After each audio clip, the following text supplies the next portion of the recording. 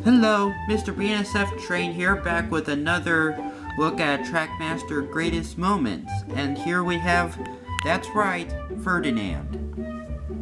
Trackmaster Ferdinand The Logging Loco was originally released in late 2010 and early 2011 to coincide with the Wobbly Wheels and Whistles DVD.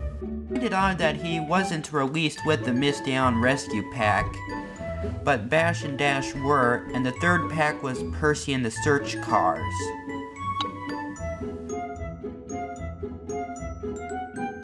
Although not too many people like Ferdinand, this Trackmaster variant of him has a lot of detail. Why are all the engines who are not that great of characters are really good looking locomotives? Now here's a picture of Stafford. See how all the riveting and wood detail he has on him? And now take a look at Thomas. He doesn't have all the riveting detail and is pretty plain. And more recently, take a look at Nia. Look at all the air pumps and the riveting detail on the front, which Thomas still doesn't have. Okay, now back to Trackmaster Ferdinand. He also came with this orange caboose, which looks kinda neat. Although we did get one in blue with Bash earlier.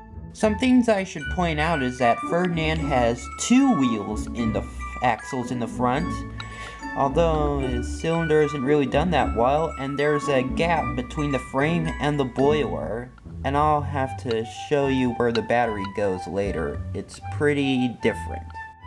Now as I spin Ferdinand around the turntable, I'll tell you some information about him. Ferdinand is a blue 3-truck Climax steam locomotive from Misty Island.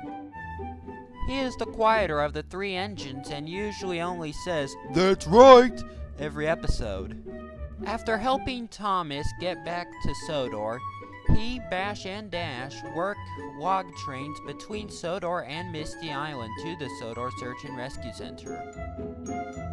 Although his last speaking role was in Season 16, he appeared in the background of the Season 18 episode, Signals Crossed.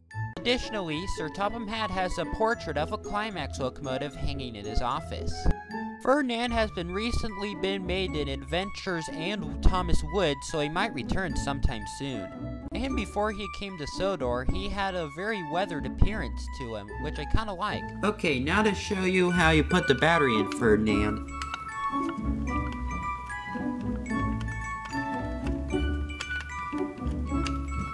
Okay, and I have to screw it in out some more.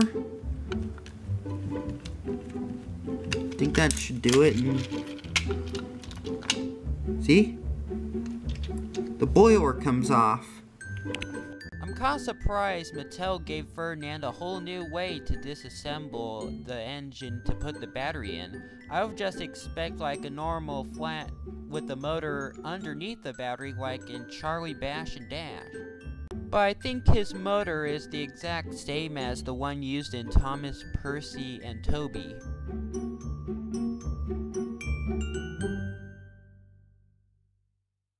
Inside Ferdinand's boiler, you can see the other end of the battery area and a sticker that shows where the battery should face, alongside the standard "don't put the wheels near your hair" thing.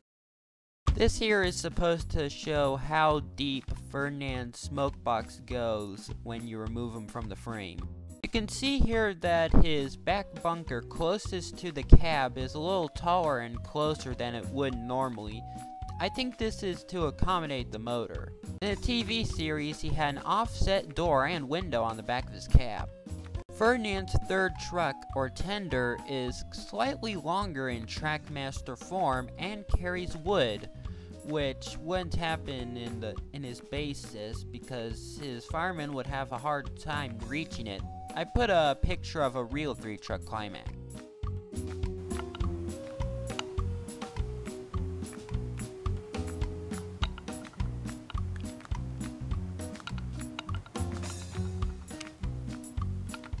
Here's a close-up of the lettering on the bottom of Ferdinand's tender.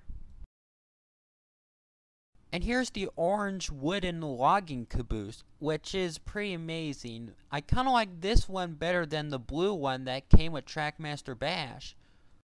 I think the only other time this brake van was released was in a Christmas set from 2010. I was painted up like a gingerbread house.